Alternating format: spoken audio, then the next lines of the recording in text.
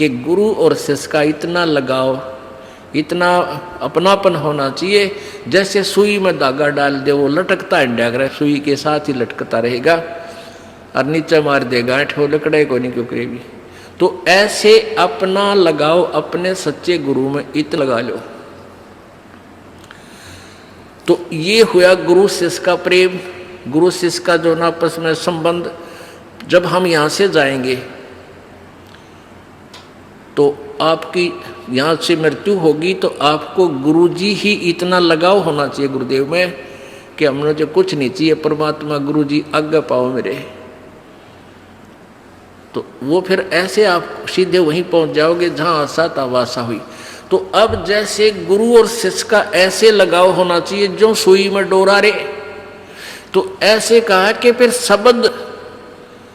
शब्द गुरु चित चेला रे।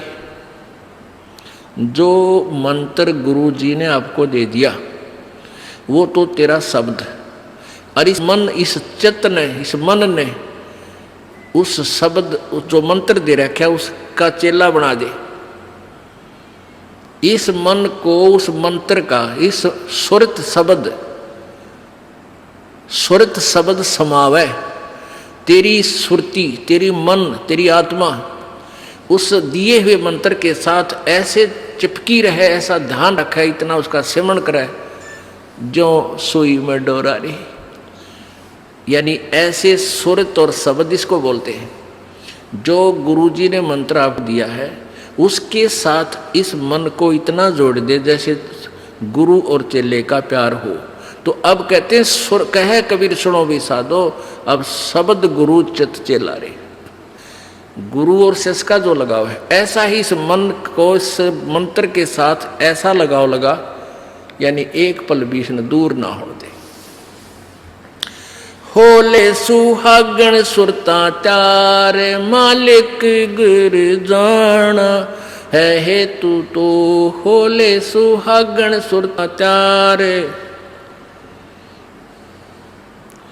है तेरा सुन शिखर बरतार मालिक गिर जाना। ये सुबह आपको सुना दिया था, अब रह रहकर इसका विश्लेषण कर रहे हैं।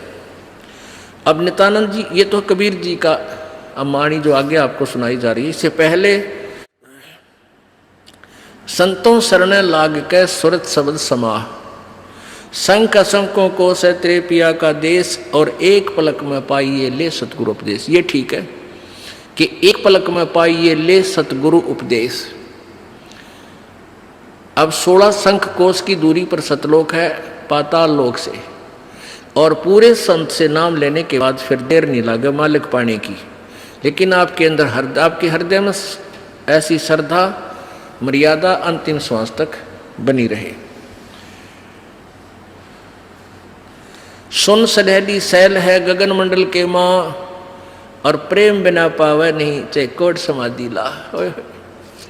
जब तक आपका प्यार मालिक नहीं उमड़ेगा इतना भगवान मिले नहीं। और वर्क डन मिलेगा, किया कर्म अवश्य मिलेगा। जो साधना आप कर रहे हो, भक्ति कर रहे हो, दान कर रहे हो, ये मिल अवश्य, ये जरूर मिल जाएगा, लेकिन मालिक नहीं मिल पाओगा जब तक प्यार नहीं उमड़ेगा। अब कैसे प्यार कैसे उमड़ेगा भाई? जैसे सूरज के आगे बदरा ऐसे कर्म सयारे। भाई प्रेम की पवन करे चितमंजन फिर जल के तेज नयारे। क्या बताते हैं परमेश्वर गरीबदास जी महाराज परमेश्वर को पाने की कैसी विधि बताते हैं कि जैसे सूरज के आगे बदरा ऐसे कर्म छयारे। हमारे पाप कर्मों की छाया आत्मा और परमात्मा के बीच में ऐसे होगी जैसे सूरज के सामने घनघोर घटा छा जाती है। वो घटा, फिर वो बादल कैसे वहां से दूर होते हैं। तेज हवा चलती है तो बादलों को तितर बितर कर देती है, और सूर्य का प्रकाश फिर ज्यों का तुम समक्ष होता है। तो ऐसे कहते हैं कि हम आत्मा और परमात्मा के बीच में जो पाप कर्म रूपी जो बादल हैं उनको कैसे दूर फेंका जाए, कैसे छांटा जाए, कैसे खत्म किया जाए। जैसे सूरज के आगे बदरा ऐसे कर्म छयारे। प्रेम की पवन करे चितवंजन झलक तेज नयारे। प्रेम की पवन, इन पाप कर्मों को काटने का, इनके हटने का क्या लक्षण होता है। आपको यहाँ बुलाया जाता है, ज्ञान सुनाया जाता है, आप जी को मंत्र दिए जाते हैं, आप जी को प्रेरित करके आपके हाथों से 2 पैसे दान करवाए जाते हैं, दंडवत प्रणाम कराई जाती है। इस सब का उद्देश्य है कि आपका हृदय इतना विनम्र हो कि परमात्मा की चर्चा चल की आंखों से आंसू की धारा बह जा, दरिया बह निकले, चर्चा चले एकांत में बैठ के या कहीं चर्चा चले दाता की, रह रह कर आंखों में आंसू आने लग जाएंगे। जब मालिक की चर्चा चलेगी तो समझो आपके पाप कर्मों के बादल कटन लाएंगे। जैसे सूरज के आगे बदरा ऐसे कर्म छयारे, ये प्रेम की पवन करे चितमंजन फिर झलक तेज नयारे। तो यहाँ नित्यानंद जी भी इसी का समर्थन कर रहे हैं। सुन सलहली गैल है गगन मंडल के माँ, बिना प्रेम पावे नहीं चे करोड़ समाधि ला। और जब तक मालिक में प्यार नहीं होगा, उसकी चर्चा सुनते ही आत्मा में ये झड़ नहीं लगेगा आंसुओं का, तो तब तक बात काची रह रही है आपकी। लेकिन होगा, अभ्यास बढ़ाओ, मालिक की भक्ति करो, ज्ञान सुनो, और अवश्य होगा। यही प्रोसीजर है। किसी के घने बादल हैं, किसी के थोड़े घने हैं, वह भी इसी तरीके से हटेंगे, हवा चलती रहेगी, धीरे धीरे उनको इधर उधर कर दी।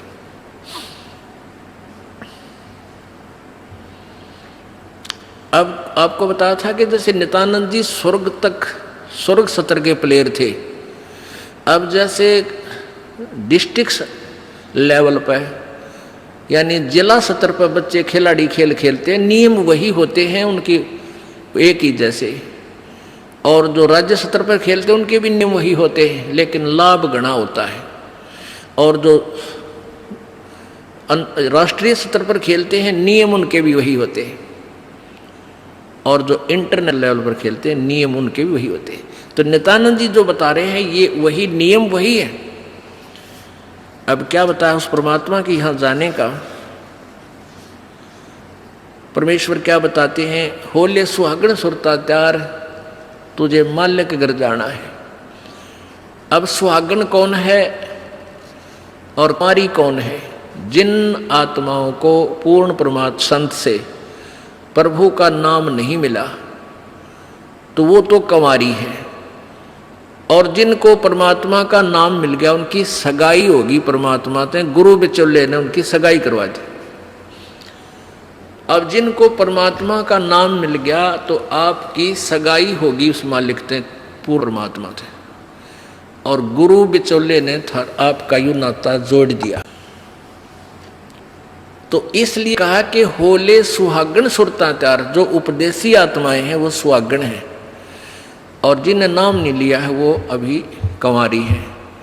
और जो सुहागण होगी जिसकी सगाई हो जाएगी तो वही आशा कर सकती है पिया के घर जाने की।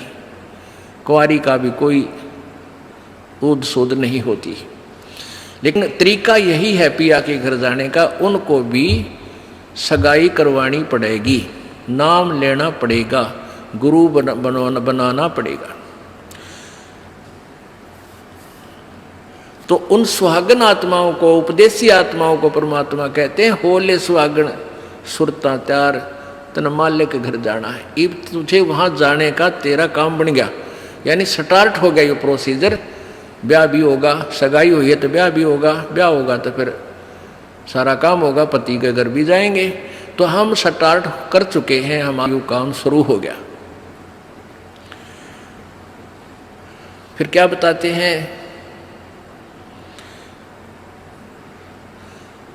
होली सुहागण सुरता त्यार तुझे मालिक घर जाना है, तेरा सुन शिखर बरतार। सुन शिखर यानी शिखर माने चोटी में, सुन माने सब जहाँ कोई और नहीं, केवल वही एक मालिक और उसका लोक है। सबसे टॉप मोस्ट प्लेस पे वहाँ तेरा पति, तेरा भरतार, तेरा मालिक है। सतलोक में सत्य पुरुष है। वहाँ क्या बताते हैं, रंग महल में रास बिलास अपार है, चलो सकी उस देश सुकंत हमार है। उस रंग महल में सारे ठाठ बाट हैं सतलोक के अंदर, और चलो सखी वहाँ अपना वो मालिक पति है, वो अपना कंत है, अपना प्रभु स्वामी मालिक है, उस लोक में चलो। नहले धोले ओढ़ पैर लेकर 16 सिंगार, आज नहीं थे तड़के परसों तेरे आवेंगे लड़ियार। अब नहाना क्या है, धोना क्या है, इस सत्संग रूपी दरिया में, गंगा में अपने अंतःकरण के मैल साफ करे। ओढ़ पैर ले, यहाँ क्या ओढ़ना है, क्या पहनना है, कौन से आभूषण हैं कि साधु जैसा भाव आपके अंतःकरण का दिखे, भक्ता कैसे लक्षण हो, ये तरह ओढ़ना है। और सील, संतोष, विवेक, दया, भाव हैं, ये इस प्रकार के 16 तरह आभूषण हैं जो एक जैसे लड़कियां वैसे ही उदाहरण देने पड़ते हैं उन्हीं के आधार से। लड़कियां शादी जब हो जाती है तो आभूषण पहनती हैं इसलिए कि तू अपने पति को अच्छी लगेगी।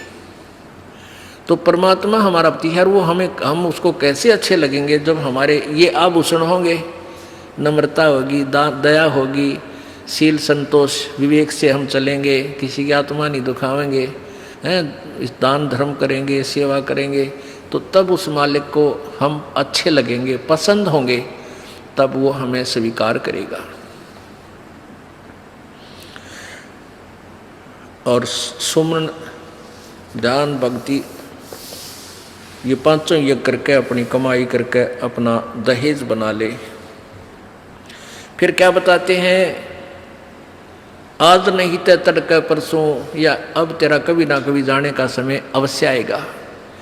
तेरे साथ की कितनी जाली तू क्यों लारी वार, और गुड़िया खेलत न जन्म खो दिया लाया नहीं विचार। पहले हम बालक से थे, आजकल तो वो सारा छूट गया प्रोसीजर, तो मॉडर्न सिस्टम हो गया, बालक खेल भी गेला, कंप्यूटर तो खेल रहे हैं। पहले क्या था, हम छोटे छोटे बालक थे, उस समय जैसे दहेज देते थे लड़कियों को, तो उनका के देश था, ऐसे कोई क्या करते थे, लड़की को भेजना होता था तो उसके लिए कपड़े लाते, तो उसको क्या बताया जाता था कि इसको आगे वाली इसकी जो ना सास, ननंद, पितृ और आसपास की जितनी लेना देना होता है, तो उनकी न्यों क्या करते, 40 तीड़ अग्निया की लाइयो, 40 सूट। तीड़ तना समझते होंगे आजकल के बच्चे, पहला घाघरा हुआ करता है सब बारह, और उसको ऊपर एक कुर्ता, एक चुंदड़ी, उसने नकली बोलिया करते। तो न्यों क्या करते, ये 40, और पहले दिखा करते उसको भेजने से पहले लड़की को, गांव की औरतें आती थी गीत गाती हुई, और वो देखा करती ये 40 तगलियाँ की हैं, ये 20 पछलियाँ की हैं, ये फलानियाँ की हैं, ये छोरी के हैं, ये दूसरे ससुरे की हैं, तो ऐसे बताते थे। तो वो छोटी लड़कियाँ होती थी ना, छोटी छोटी, पहले स्कूल स्काल कोई जाता नहीं था, वो अपने में टाइम पास कराया करती, कहता गोबर बिटोड़ा करती ना। फिर वो छोटी होती तो क्या करती थी, वो छोटे छोटे टुकड़े कपड़े सिलने के बाद दर्जियों के पास हो जाते थे, उन इकट्ठे कर लेती और उनके ऐसी सतह बनता करके, और 40 तन्यारी गिनकर दगाल लेती, एक गठड़ी बांध कर उसमें, और 20 न्यारी धर लेती, न्यों का, और एक गुड़िया बना लेती, एक खिलौना बना लेती, एक गुड़िया सी खिलौने की स्त्री सी, और उस गुड़िया ने फिर गेला गुड़िया ने बांध देती गिठड़ी में, ये इसकी तीड़ अगलियाँ की, ये पछलियाँ की, और वो होते ही जिन्हें चीथड़े कपड़े टुकड़े से, और उनमें तो दूसरा कोई भाई या बहन उसी के लेवल का, 1-2 साल बड़ा छोटा, और एक आधा टुकड़ा निकाल लेता ना उसकी तीड़ मत है, उस गठड़ी मत है, वो पोटली बांध रही थी वह, तो वह रोन लग जाती वह लड़की, अरे मेरी तीड़ काट ली, पापीटा रोवर रोटी नहीं खावे, और ओढ़ चीथड़े ने वह तीड़ बांध रही, वो सूट बांध रही पूरा, तो बालक थी। और जब उस बेटी वाली लड़की बड़ी हो जाती है, युवा हो जाती है, और फिर उसका ब्याह हो जाता है, उसका शादी हो जाती है, विवाह हो जाता है, फिर उसको वो ओरिजिनल तिल मिल रहा है, वास्तविक तिल मिल रहे हैं, उसने वो सूट मिल लेंगे 10-20 जो अभी उसके होते थे, तो फिर वह गुडिया लाना खेला है, क्योंकि वह सैनी होगी, वो मैच्योर होगी। तो पुण्यात्माओं, परमात्मा हमें क्या बताना चाहते हैं कि तुम यहाँ जो बेटा बेटी कार कोठी संपत्ति जोड़ने में जो तुम खेल खेल रहे हो, ये गुडिया वाला खेल है। और जब आप इतने मैच्योर हो जाओगे, आपका ज्ञान इतना स्वस्थ हो जाएगा, आपको ये पता लग जाएगा कि ये सब नकली सांग है, झूठा सुख है, अस्थायी टेम्परेरी रिलेशन है हमारा यहाँ पर, और हमारा स्थान सतलोक में है। तो फिर आप इन गुड्डा गुडिये के खेलने की फिर इच्छा नहीं कर सकते, सपने में भी नहीं कर सकते। अब जवान लड़की जब उसका ब्याह हो गया और उसके बाद वो ओरिजिनल सूट उसने मिले हैं, फिर उसने वह खेल कर दिखा दे गुडिया गिला, कदे नहीं खेल सकती। तो आपको जब ये रह कर ये ज्ञान इसलिए सुनाया जाता कि आपका इन गुड्डा गुडिया के खेल से मन हट जा, आप इतने मैच्योर हो जाओ, आपको वास्तविकता का पता लग जावे।